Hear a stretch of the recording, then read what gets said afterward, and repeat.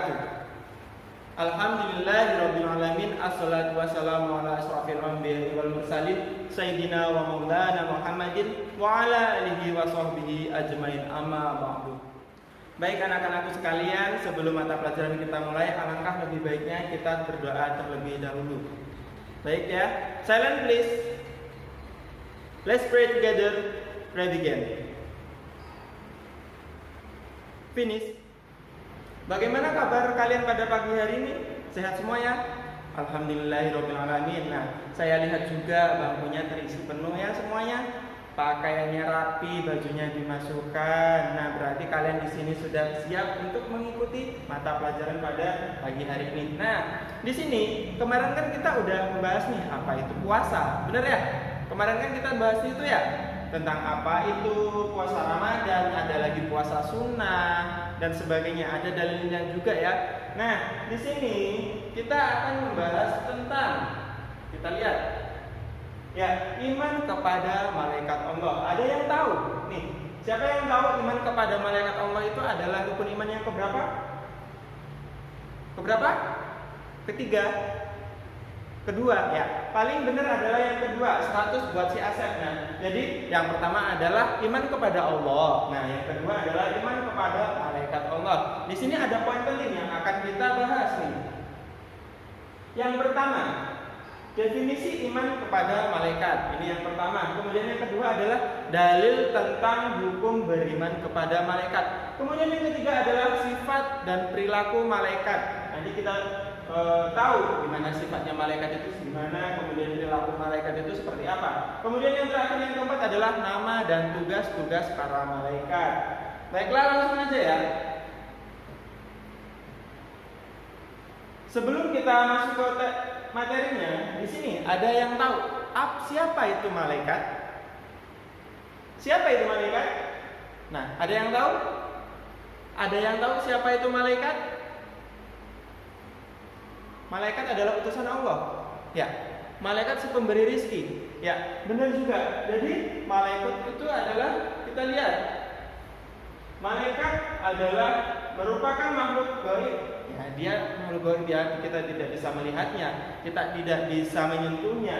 Nah, yang diciptakan oleh Allah Subhanahu wa taala dari cahaya, dari nur. Jadi malaikat itu adalah makhluk gaib yang diciptakan oleh Allah Subhanahu wa taala dari cahaya, yang mempunyai wujud serta sifat-sifat tertentu yang tidak pernah bermaksiat dan selalu taat kepada Allah Subhanahu wa taala. Jadi malaikat ini adalah makhluk gaib ya, dia tidak bisa disentuh, namun kita harus mempercayainya bahwa apa? Bahwasannya malaikat itu ada. Kita lanjutkan. Baik, kita masuk ke materi yang pertama. Apa itu? Definisi iman kepada malaikat Allah. Jadi pengertiannya adalah iman artinya percaya atau yakin. Kemudian iman kepada malaikat berarti percaya dan yakin kepada malaikat yang diciptakan oleh Allah Subhanahu wa taala dari cahaya, dari nur, untuk mengurusi berbagai urusan. Jadi malaikat itu adalah makhluk gaib yang kita tidak bisa menyentuhnya, kemudian kita tidak bisa melihatnya. Namun kita diwajibkan untuk percaya. Karena apa? Karena itu adalah ciptaan Allah Subhanahu wa taala. Yang diciptakan dari apa? Ya, dari cahaya, dari nur cahaya. Baik anak-anakku, di sini ada dalil tentang hukum beriman kepada malaikat. Nah, dalil tentang hukum beriman kepada malaikat ini adalah Quran surat Al-Baqarah ayat 285.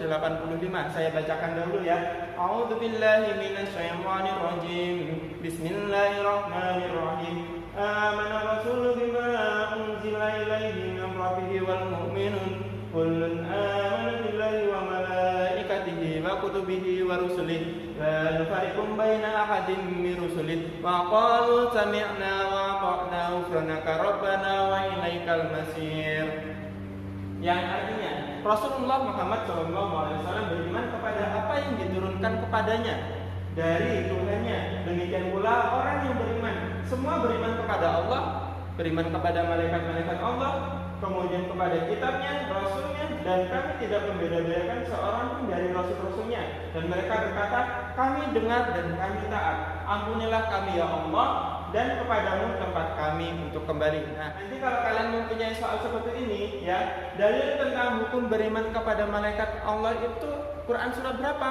Nah, kalian jawab ini, surat Al-Baqarah ayat 285. Baik, kita lanjutkan. Kita lanjut, sifat dan perilaku malaikat. Jadi malaikat itu mempunyai sifat dan mempunyai juga perilaku. Ya, kalau manusia kan ada yang berperilaku baik, ada yang jahat, ada yang jujur, ada yang amanah dan sebagainya. Di sini kita lihat yang pertama, malaikat selalu patuh kepada Allah dan tidak pernah berbuat maksiat kepadanya. Nah, di sini berarti malaikat itu tidak pernah ingkar ya. Dia tidak pernah menolak apa yang diserukan oleh Allah Subhanahu wa taala ataupun yang diperintahkan oleh Allah Subhanahu wa taala. Yang kedua, malaikat tidak pernah makan dan tidak pernah minum. Ya, karena malaikat tidak mempunyai nafsu ya, dia tidak pernah lapar, kemudian dia tidak pernah merasakan haus. Kemudian yang ketiga adalah malaikat tidak mempunyai jenis kelamin. Jadi malaikat ini diciptakan langsung dari nur, dari cahaya, ya, cahaya yang suci. Jadi dia diciptakan langsung, tidak ada ibu, tidak ada bapak, dan dia tidak mempunyai istri dan anak-anak. Nah, jadi sampai di sini ada yang belum paham? Udah semua ya, alhamdulillahirobbilalamin. Kita lanjutkan materi yang terakhir ya, yaitu nama-nama dan tugas para malaikat Allah. Nah, jadi di sini malaikat yang wajib kita ketahui hanya ada 10. Sebenarnya ada banyak, cuman yang wajib kita imani, kita percayai cuman ada 10. Nah, di sini ada yang namanya malaikat Jibril, kemudian Mikail, Israfil, Munkar, Nakir, Rokit, Aktib, Malik, Tidban. Supaya kita lebih cepat menghafal nama-nama malaikat, saya akan menyanyikan sebuah lagu tentang nama-nama malaikat. Baik, dengerin ya. Allahumma sholli ala Muhammad, ya Rabbi sholli alaihi wa sallim. Jibril, Mikail, Israfil, Munkar, Nakir, Rokib, Aktib, Malik, Ridwan. Jadi ada 10. Kurang lebihnya seperti itu lagunya ya. Nanti kalian bisa hafalkan sendiri. Nah, kemudian ada tugas-tugasnya nih. Tugas yang pertama adalah malaikat Jibril. Tugasnya apa? Menyampaikan wahyu kepada rasulnya. Kemudian yang kedua adalah malaikat Mikail. Tugasnya adalah memberi rezeki kepada orang-orang yang beriman kepada Allah. Jadi yang memberi rezeki adalah malaikat Mikail. Kemudian malaikat Israfil, tugasnya adalah meniup sangkakala pada hari kiamat. Jadi dia ditugaskan untuk meniup sangkakala ya, setelah nanti akan terjadinya hari kiamat atau hari akhir zaman ya. Kemudian yang selanjutnya adalah malaikat Israel. Tugasnya adalah mencabut nyawa setiap orang ataupun manusia. Nah, kemudian ada lagi malaikat Munkar dan Nakir. Tugasnya adalah menanyai manusia ketika di dalam kubur. Ya. Kemudian ada lagi malaikat Rokit dan Aktib. Tugasnya adalah mencatat amal perbuatan manusia. Jadi setiap amal perbuatan manusia, entah itu baik, entah itu buruk, akan dicatat oleh malaikat Rokit dan Aktib. Kemudian yang ke-9 adalah malaikat Malik. Tugasnya adalah menjaga pintu neraka. Jadi nanti kalau timbangan amal kita lebih sedikit daripada dosa kita, maka kita akan dimasukkan ke dalam neraka ya. Yang menjaganya adalah malaikat Malik. Kemudian kalau nanti timbangan amal kita lebih banyak daripada dosa kita, kita akan dimasukkan ke dalam surganya Allah yang akan dijaga oleh malaikat Ridwan. Kemudian, ya ternyata udah selesai ya materi pada pagi hari ini. Ada yang ditanyakan sebelum saya tutup? Tidak ada? Baik, semuanya berarti sudah paham semuanya. Alhamdulillahirobbilalamin.